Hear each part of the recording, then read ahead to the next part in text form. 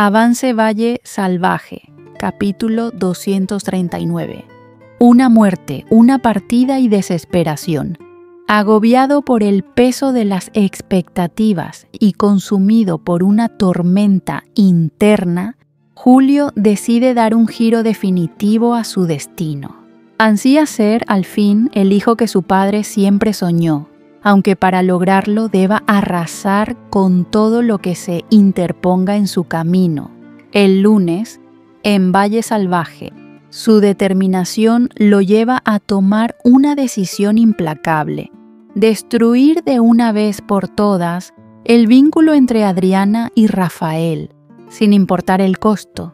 Valle Salvaje se adentra en una nueva semana teñida de sombras, mientras se aproxima inexorable el final de su segunda temporada.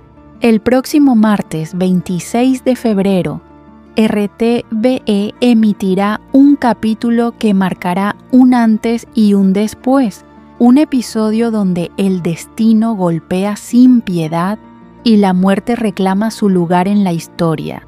Además, se cierne una nueva incertidumbre sobre las tardes de la 1, la emisión de La Vuelta 2025. Amenaza con alterar la ya frágil estabilidad de la parrilla. La corporación ha anunciado que 3 etapas verán su desenlace en directo entre el 25 y el 29 de agosto, dejando en el aire el destino de las ficciones que, día a día, sostienen la emoción de la audiencia. En el capítulo 239 de Valle Salvaje, que verá la luz el próximo lunes 25 de agosto, la tensión se enreda como una niebla espesa en torno a Julio, Nacho Olaizola, cuya situación se torna cada vez más insostenible. Atrapado entre su orgullo y el peso de sus decisiones, continúa presionando en vano a Rafael, Marco Pernas, para que abandone el valle. Pero es Alejo quien, con palabras cargadas de amargura, le lanza una verdad imposible de esquivar. Debe enfrentarse al duque, alzar la voz por sus hermanos y dejar de vivir a la sombra de su propio miedo. Pero Julio no es el único bajo la implacable mirada del destino. Úrsula, Cristina Abad, vuelve a enfrentarse a una verdad que se le clava como un puñal.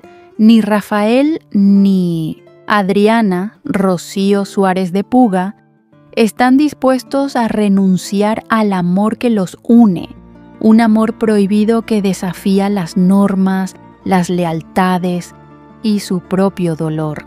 Consumida por la desesperación, Úrsula se hunde lentamente en la oscuridad de su propio destino.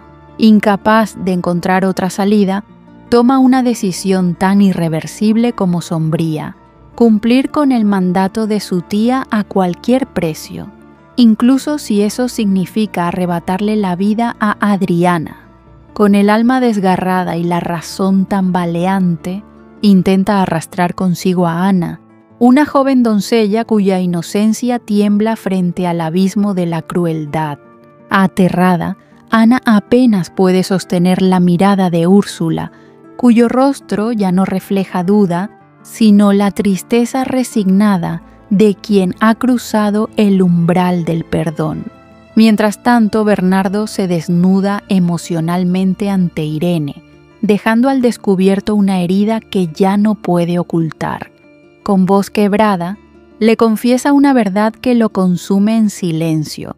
Si su amor por Bárbara está condenado a no florecer, entonces su permanencia en el valle no tiene razón de ser. Cada rincón que antes le hablaba de esperanza, ahora le devuelve el eco de una ausencia imposible de llenar. ¿Será este al fin el momento de rendirse? De alejarse para siempre, dejando atrás no solo el lugar, sino los sueños que alguna vez le dieron sentido a su existencia? Por su parte, Pedrito, Iván Renedo, rompe el silencio con una madurez que desarma. En medio del dolor que envuelve a su familia, lanza una reflexión inesperadamente lúcida, una que podría marcar el destino de su hermana, si aún queda algo que salvar con Leonardo, si aún existe un resquicio de amor verdadero, es ahora cuando debe luchar por ello. Porque si deja pasar el tiempo, si permite que el orgullo y el miedo sigan creciendo, entonces tal vez lo pierda, y esta vez para siempre. Sus palabras, sencillas pero cargadas de una melancolía precoz, resuenan como un eco triste en el corazón de quien las escucha. A veces, incluso los más jóvenes ven con mayor claridad lo que los adultos se niegan a aceptar. En la imponente casa grande, donde los ecos del pasado aún susurran entre las paredes de piedra, Isabel no logra acallar las dudas que la atormentan. La sombra de la casa pequeña se cierne sobre Martín, un joven de mirada obstinada y alma incierta, cuyas raíces lo vinculan a un linaje que Isabel jamás ha podido confiar del todo. Y sin embargo, él persiste.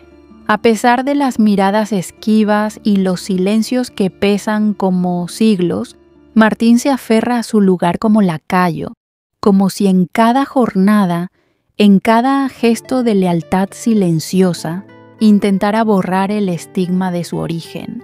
Su presencia es una súplica muda, una resistencia digna y melancólica frente a un destino que parece ya escrito.